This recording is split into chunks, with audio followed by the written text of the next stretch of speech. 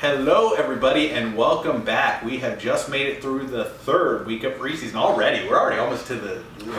We're the fantasy forecasters here. Remember, we predicted just as good as the weatherman does. And today we're going to come here like we've done every week so far and talk about this week in preseason.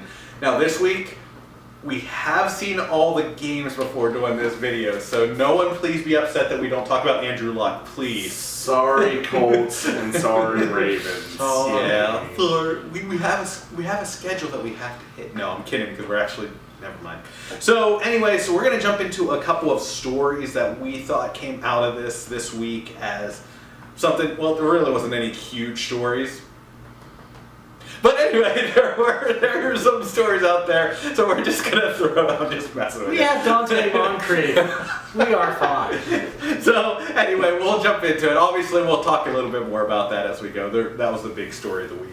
So I'm just going to go into one that really, I guess it's going to affect fantasy a little bit because some of these guys probably would have been drafted, and maybe if you did your draft 2 weeks ago, some of them may have been drafted on your team, and they are no longer Patriots.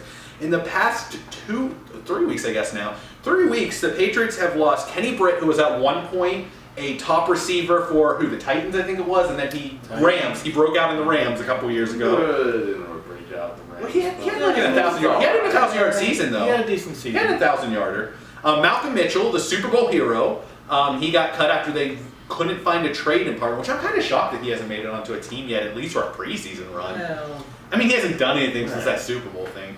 Jordan Matthews, although in his defense he got cut on an injury thing, I still think Jordan Matthews could do something in this league. But this injury is probably close to the end. You just can't stay healthy. He never stayed healthy with the Eagles, and so his career might be over. But I've always liked Jordan Matthews. I think it sucks for him. But and then this week the biggest one is Eric Decker retired. They just signed him 2 weeks ago, and he comes in, he plays I think one preseason game, and I think he retires right after that. So. Yes, they still have your Hogan. They still have your Edelman. But after that, besides what? Gronkowski, Dwayne Allen, technically, although Dwayne Allen never talking about Dwayne Allen. No, if you're going to say anybody after Gronkowski, say James White. James White. He's a running back. They line him up in the slot. And the same thing with Rex Burkhead. They line him up too. They do have Philip Dorsett, who has been the talk of training camp, but as we've seen in the preseason, it hasn't really translated to the games yet. And that happens everywhere. Didn't that happen with the Colts with him for the first 2 years too, where he was the biggest name in training camp and then floundered? Anyway, just saying that the Patriots, just keep an eye on who you're drafting because they're dropping name after name, it seems, these last couple weeks. And speaking of receivers, I'm not talking about a receiver going away. I'm actually going to be talking about a receiver coming back. Josh Gordon did get officially activated on the Cleveland Browns roster, which is great news for everybody who's already drafted Josh Gordon in hopes that he got activated for the roster. And with how the Browns actually passed on Brian, or whatever rumor you want to hear with that, Gordon's looking like he could be a pretty big impact on that Browns offense now. Yeah, it's just the problem with Josh Gordon is you never know when he's going to play. It's like... you could if you get him from his 2014 year, I'm pretty sure it's 2014. I thought it was farther back than that even at this point. It's been a while, it seems. Probably around that. 2014 is probably about right. I think it's around. If you get him that, like his breakout season where he played not even all games and he had the best receiving yards of 1,400. By like 200 yards. Like he had 1,400 yards and he didn't even play all the games. If you get that Josh Gordon, right, you're good. However, we also know the other side of Josh Gordon. The other thing you have to keep in mind too is that offense is relatively loaded with playmakers. You have David Njoku at tight end. Jarvis Landry. You have Jarvis Landry. You have your running back. You have a whole running back for that. Even if one gets injured, you still have two others. Which if we didn't mention this in the running back video, And let's be honest, the Cleveland Browns aren't going to be putting up 40 points a game. I think they're... never know! I'm pretty sure Jarvis Landry said that they would. I think Landry actually has said that they're going to put up 40 points every game. In fact, it's those exact words. I'm pretty sure he's I might live to eat my words, but let's be honest. Save this point of the video. Right? Save Tyrod Taylor, MVP. Right? Or Baker Mayfield, I don't know. Jarvis Landry, comeback player of the year, right? Although he was at the Pro Bowl last year. Anyway, now we're getting Josh Gordon. Yeah, Josh Gordon, comeback player of the year. Yeah, They're gonna sweep the categories. Technically, last year he had like 4 games and he looked great last year. So sorry, I'm talking low. Yeah, Josh Gordon had about 4 games last year and looked pretty good last year. So I would draft him. Yeah, I mean, he's definitely draftable, at least sitting on a flyer. If you can get him cheap in auction drafts or get him late in the regular draft, I think he's definitely worth stashing. And I like Tyrod Taylor. And I don't mind Baker Mayfield either at this point. No, so I think he's worth it. Yeah, they're good. In all honesty, I mean, it'll probably be brought up anyways. I honestly like David Njoku as well. Yeah, I do too. I really think that's going to be a sleeper pick for tight ends. So the Browns get 1 win this year? Maybe 2. Maybe 2. They're going to put up points, but not win. Yeah, they're going to be the only team in NFL history to put up 40 points a game. 40 points a game. 40 points a game. Every game.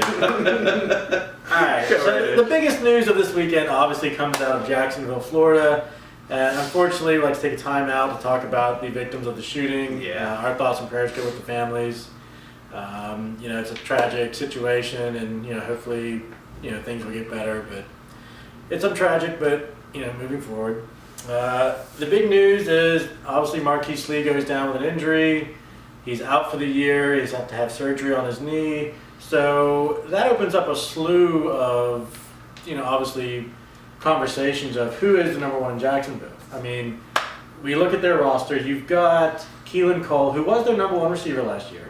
Late in the year, yeah. You have D.D. Westbrook, who was their 2nd round draft pick last year that, has shown potential. He's a Bulletin College winner.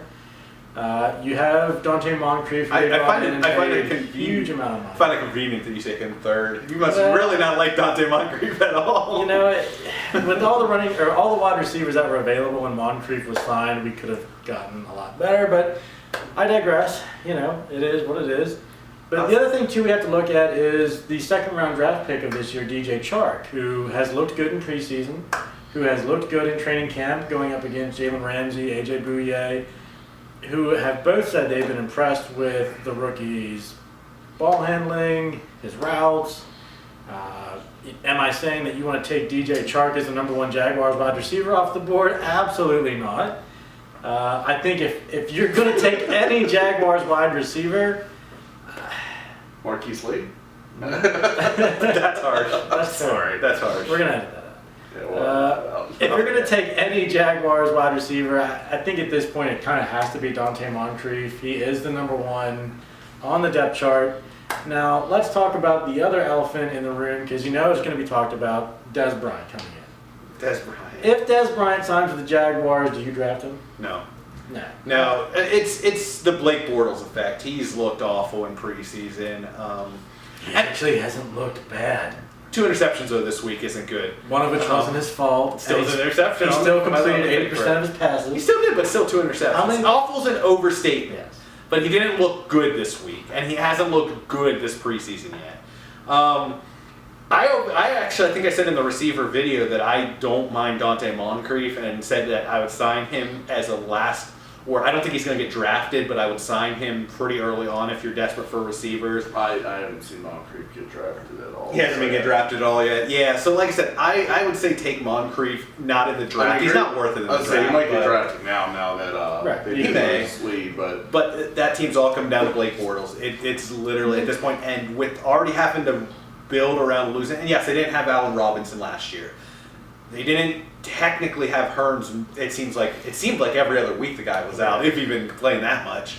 But you're still trying to rebuild your wide receiving core after losing those 2, and now losing Lee, the other big one from last year. Now you got a lot of young guys who, as we've already discussed, have to step up and make their, say, 2nd year, 3rd year, whatever Cole's on. I don't even know how long Cole's been in the league at this point. But they have to step up and make it big for the Jaguars to have that Super Bowl.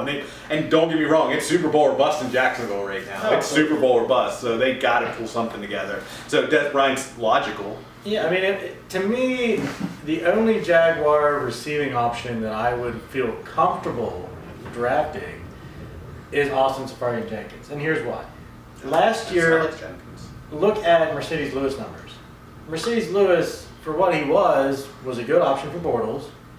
He made a lot of plays, and the guy is like 100 years old. I was going to say 200. Still putting up good numbers. So now you bring in a more athletic, a faster Austin Safarian-Jenkins, who did have a respectable season last year with the Jets. Mm-hmm. To me, bad Jets team too. exactly. So to me, if you're going to take any receiving option for Jacksonville, I would say you kind of have to go with Austin Seferian-Jenkins. All those red zone items, and don't get me wrong, Leonard Fournette will get them to the red zone, so they will have those options. Right. I mean, obviously the Jaguars trusted in their receivers anyways because they let Robinson go and they let Hearns go. So, I mean, yes, losing Marquise Lee is a big thing for them, but if they were that concerned about receivers before that, which obviously they weren't, Right. I don't know why they're going to do any kind of different change. They're probably going to go with the guys they got. I just don't see Brian coming in. No, and even if Des Bryant does come in, I feel like that would be more of a distraction. Well, that's why he's not signed anywhere at this point. I mean, and the biggest thing is Jacksonville has a lot of young wide receivers, and Des Bryant's really not that mentor type. You know, he's very, I want the ball, I want to make plays, which I get it. In his career, he has kind of dictated that.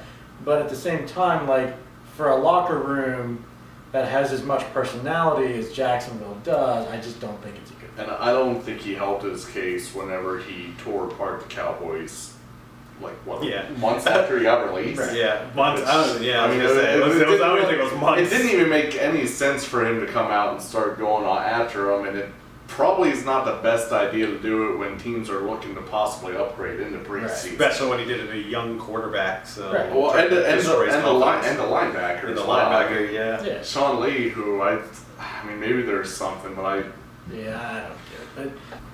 And with all that being said about the Jaguars, the thing I'll leave that on is last year, yes, Marquise Lee had a couple of big games, but last year they made the championship game with Hearns, Robinson, and Lee out a big part of the year. So give or take if that's going to hurt them or not. Second story of the day, and he only was going to have one because Sean obviously went with the biggest story. So me and Brent are going to give you one more story.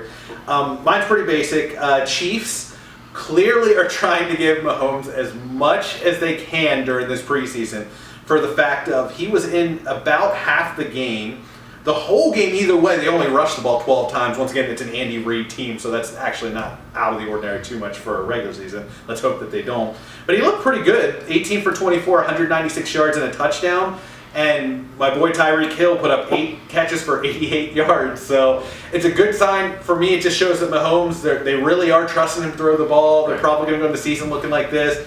And it's a good sign if you've drafted Tyreek Hill already, because apparently he's going to be the main weapon of Mahomes, and he's going to get a lot of passes in his direction as we figured. So just wanted to keep that one up there, that it's looking like there's going to be a big passing offense still down there in Kansas City.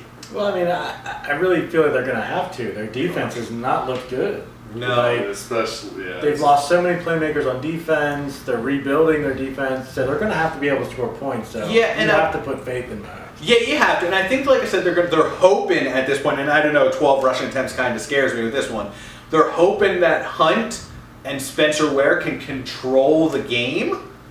But like I said, if their defense is not shutting anyone down, they're going to have to abandon that run early in a lot of games. So, like I said, I like Tyreek Hill even more after this game just because it shows that he's going to be there. Now, yes, Travis Kelce's going to take a lot of those too, but I don't think he played this week, and if he did, it wasn't much. But Chiefs offense, it's going to be a passing offense.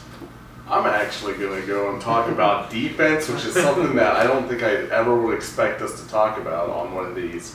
The Arizona Cardinals had 8 takeaways. Granted, Ezekiel Elliott didn't play. Dak Prescott didn't play. So they didn't have their play. Des Bryant didn't play. Des Bryant did not play.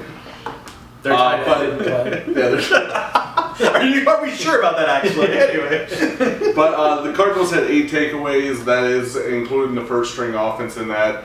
And add on to that, they have the most takeaways this season. I know, obviously, because of the 8 this past game, but they've had 15 in the preseason. I mean, that's 3 games. They're averaging 5 turnovers a game, which, I don't know if that's really going to translate into the season, but that's got to be something. Shows good depth. Yeah, they're ball hawking. They're playing the ball. I mean, it's Patrick Peterson's looking like he might get back to that shutdown corner that he kind of struggled with the past couple. Yeah, and a lot of people were concerned too because they lost to Honey Badger. You know, they're getting older. Patrick Peterson is another year older. They lost Calais Campbell a few years ago, so everyone was a lot of concern about the Eagles' defense, or Cardinals' defense. We do have concerns about the Eagles' defense too. But. We do have a lot of reserve there. But the Cardinals' defense, they did look very impressive the other night. Like you said, a lot of the Cowboys starters obviously didn't start, so you kind of so you got to take it with a grain of salt. Yeah, absolutely. But for a sleeper defense that could surprise people, definitely keep them in mind. Now you can go. All right, so now we're going to jump into our disappointment and surprises of the week. I'm going to start out with my disappointment, and that is the Atlanta Falcons offense. Now, I know they played the Jaguars defense in Jacksonville. It's not an easy place to play. It's not a good pass defense, but everyone has high expectations for this Falcons offense every year. Matt Ryan is a supposed elite quarterback. He looked terrible. The only real big play they had all game was a miracle one-armed catch by Mohamed Sanu. You take that away, and there's no highlight reel for the Falcons offense. So for me, you look at their schedule. They are taking on a Saints defense that has been much improved. They're taking on a Carolina defense that has been much improved. Just in that division alone, there's 4 games against respectable defenses, and you're struggling to move the football, and you have Julio Jones, you have Telvin Smith, you have Devontae Freeman, you have Calvin Ridley.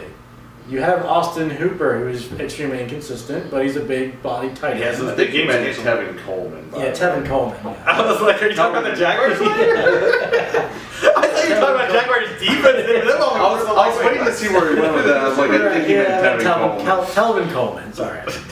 But you have all these options on offense, and you're continuously struggling to move the football. To me, that's a major disappointment, and especially in a third-week preseason game where this is where you dress rehearsal all your starters. Like, you want to see what you have on offense, you want to see what you have on defense, and for them to come out and really just struggle, to me, that's extremely disappointing. Now, again, I know it's against the Jaguars defense. We know how good they are. We know how those shutdown corners are. But to me, I expected a little bit more out of a potential top 5 offense. Yeah, and I'll end that one with last week also the Jaguars defense shut down. Kirk Cousins made him look very ordinary too. So, like I said, take that as either the Jacksonville defense is tough or the Falcons. Yeah, Jaguars defense has looked amazing so far this preseason, and they looked amazing last year. So. Whichever. So my disappointment actually goes with the team that opens up the season this year against the Falcons, the Philadelphia Eagles. Their offense, while the running game, I guess, wasn't too bad. You had Wendell Smallwood was playing the game. Well, I forgot he was even on that team going into this week. But he played most of the game, put 12 for 53. So like I said, not terrible. But Eagles offense put up no touchdowns. And when you get the news this week that Carson Wentz has not been cleared to play yet, so you're going with Foles early on, and he was injured last week, but he seemed healthy this week. You're going with Foles early on in the season, and he puts up, once again, as Sean just said, this is the dress rehearsal week, especially for teams that are having issues like this, like Cowboys it wasn't. But for Eagles, their starters were in for the most part.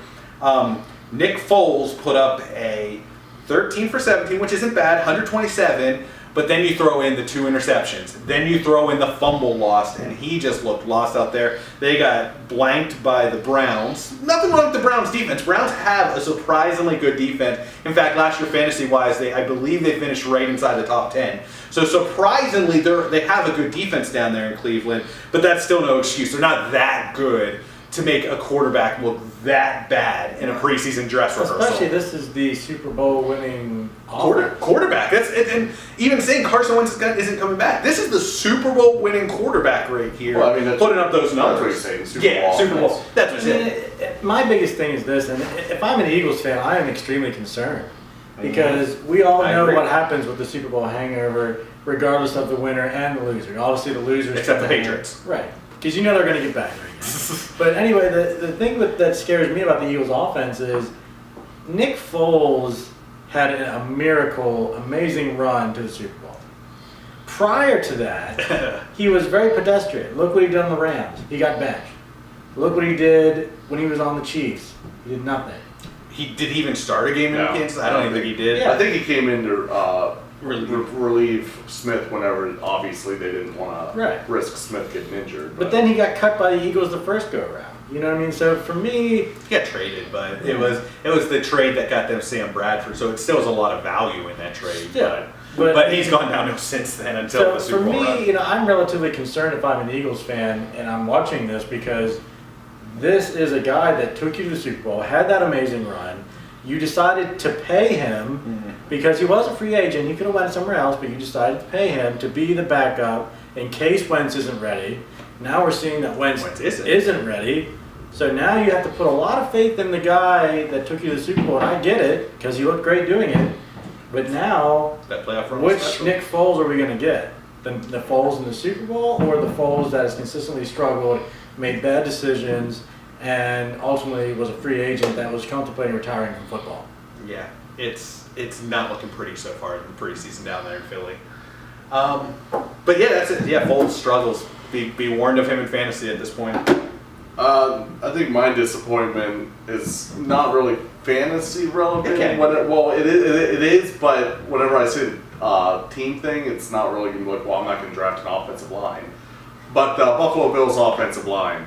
Now, here's a fantasy relevant part of it. Josh Allen got sacked 5 times. He had almost got knocked out for a concussion. Did come back? I mean, this is an offense that you guys definitely and I talked about too. It's going to struggle majorly. No, it's going to. And if their offensive line can't hold the Cincinnati Bengals, the team that's tackling their own players, the team that's tackling their own player, that's a scary concern. I mean, Josh Allen was on the move for most of the time, and you can't do that to a rookie. You can't do that to a rookie. And the thing you got to remember too is look at their schedule. They face a lot of teams that can get after the quarterback. Miami Dolphins, who maybe not the best, but still they're going to get to. And the Jets actually have an improved defense this year. They weren't terrible last year. Yeah, so I mean, you look at just in their division. There's a lot of tough games, and then you figure they do play Jacksonville. Well, they also were the second place team last year, so that means they play every second place team from last year. I do believe that includes the Baltimore Ravens, who has a very good defense. Yeah, I think the Titans were second there, who again, their defense is getting better. They're drafting real good guys on the defensive side, and that also includes. Do they play the Jaguars division? Who's the other division? That'd be the Chiefs division. I don't remember who got second in that one. Is that the Broncos? I think it might have been the Broncos. No, I thought the Broncos were almost last. The Chargers. Pretty sure the Broncos were last, yeah. Who, again, have a lot of good, really good pass rush. And that doesn't even include the NFC teams, and that could be... Yeah, so to me, the biggest thing with the Bills is LaShawn McCoy, who's obviously dealing with his own demons right now. So you factor that in with the terrible offensive line play, LaShawn McCoy is going to be a risky... it's hard to believe this was a playoff team last year. Yeah, how does this team do this? And like I said, I think in our videos so far this preseason, if you've been watching them, we've ripped apart the Bills' offense and defense enough. So the Bills, just avoid them at all costs unless you're beyond desperate. I'll jump in here. Go ahead. Go right ahead. I will be the one who finishes it off with the last topic. And obviously, if you watched the previous preseason videos, you know that we talk about the people that impressed us this past week. And I'm representing my Bears. I know it's Devin Hester, but But Chase Daniel, what a game he had against the Chiefs starting defense. Yeah. This is not a Chiefs team that was benching their starters. This is Chase Daniel against the Chiefs starting defense. And that takes you back to their offense having to score points. I mean, if they're allowing Chase Daniels to just up and down the field. Here's his stat number. 15 for 18. 198 yards with 2 touchdowns. A backup. And didn't he have a couple rushes too in that game? I think he did. I was gonna say, I think he had some good run. Chase Daniel looked phenomenal, and that's for a Bears fan, that kind of makes you feel a little bit better in case Trubisky doesn't work out, because the backup could possibly be your key player on the team. And I've always liked Chase Daniel. I I always thought never was given a shot. Well, he was he's what, always Drew been Brees' backup Drew for a Brees' long backup. time. Then he went to Alex Smith's. Yeah, and it's just he's. By the in way, fact, he was that Eagles. He went to the Eagles the year that they drafted Carson and then Wentz. they got rid of him quick. Yeah, so it's the guy's been unlucky. Also, Chase Daniel did a revenge game against the Chiefs, so I mean maybe that might have had something more to do with it. But yeah, Chase Daniel. I like Chase. I like Chase Daniel. I wish that kid got a shot at this. What he's got to be pushing his Maybe they can trade to the Bills. Well, as their quarterbacks start getting injured by that offensive line, it's making everyone get sacked. I can see Peterman is their starter. Peterman's going to be the only quarterback on that roster at this rate. So I'll go into mine. So it's like I said, not big numbers, but Peterson's been out of the league since last year when he got injured as a Cardinal pretty much and got put on IR. He's getting up there in age, but he still looked fresh. He looked really fresh this weekend in Washington, and it's weird for me to say that once again, Vikings fan, weird for me to say he's Washington, but he did put up 11 rushes for 56 yards, and like I said, that's a guy who, well, I believe it was an ACL tear last year, again, another ACL tear, and he comes back and he looks like that again. Would I draft him at this point? He may start in Washington. I mean, what's his choice, Rob Kelly? It's him or Rob Kelly at this point. To be fair, he actually got drafted, I think, in the 6th round of the draft I just did. I would not suggest drafting. Yeah, that's really high. Whoa. Yeah. But no, Adrian Peterson isn't going to be your workhorse back like he was back in the Minnesota days. Those days are behind him. But he still showed that he could put up some nice numbers if he has good matchups this year. Like I said, I think he has a chance to start over Rob Kelly. And I've said my things about Rob Kelly in the past. The guy had that one, it was only about half a season where he had a good run and then kind of has been injured since then. I don't trust that. Not to say Peterson's not an injury-prone guy at this time in his career, but I think he could be a good stash on the bench to play in a good matchup type of week. But 11 for 56. By the way, check mark, because we got the Redskins running backs for Oh, yeah, by the way. Whoa. So who's the guy who got injured last week? You know Also, Ajay Piram. Yeah, that guy. All right, so we're going to wrap up the surprises here. I've been high on these guys. All videos that we've done so far. The Cincinnati Bengals offense looked amazing. Andy Dalton looked good. He was making the deep throws. It was an understatement. Right? Like, he was torched that Bills defense. Yes. Now, I want to point this out, though, and I'll let you finish. I'll let you finish here, but I want to point out we did just rip apart the Bills' whole team just 5 minutes We didn't rip ago. apart the defense, though. Because the defense is not terrible. Yeah. They've got a lot of playmakers on that defensive side of football. But here's the thing, I've been talking up the Bengals offense all offseason. I'm really looking forward to what they can do. Hopefully they can kind of get it together this year. Everyone stays healthy. AJ Green looked great. He had a touchdown. That amazing juke move by John Ross, who everyone has been talking about. Last year he was a rookie. They had high hopes. He was the fastest guy in the draft. He got hurt. Now he's healthy. He's looking good. He's making plays. You couple that with a healthy Tyler Eifert, their stable of running backs. I really think that this Bengals offense can be something special as long as they're not playing on Monday night. As long as and if John Ross can keep playing like he did this week, then I'll eat my words on John Ross. Not that I say anything bad. I just said I don't trust the guy yet. But if he can play like that juke. Right. All right, guys. Well, that's the Week 3 preseason wrap-up here at the Fantasy Forecasters. So just like your local weatherman, we predicted the best.